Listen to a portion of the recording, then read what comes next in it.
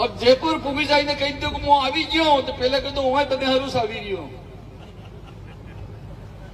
હવે પેલો પોટલી લઈને 20 લાખની પેલો આગળ આગળ ને પોલીસ વાળા પસાડી પોટલી પેલા ગાડીમાં બેસીને ગણ્યા કે ત્યાં સીસીટીવી કેમેરા લાગીને તેને કેમેરાના પૈસા આમ ગણાતા થકી દેખાઈ નહીં થતું હોય નોટે સુધી હતી ને પોટલી ઉપર ગઈ એટલા અંદર પોલીસ વાળી ખમરે આવી ઉભી રહી ગઈ એટલા પણ પોટલી રહી ગઈ જોઈ તો પેલો એને અસિસ્ટન્ટ તો લઈને નાટો.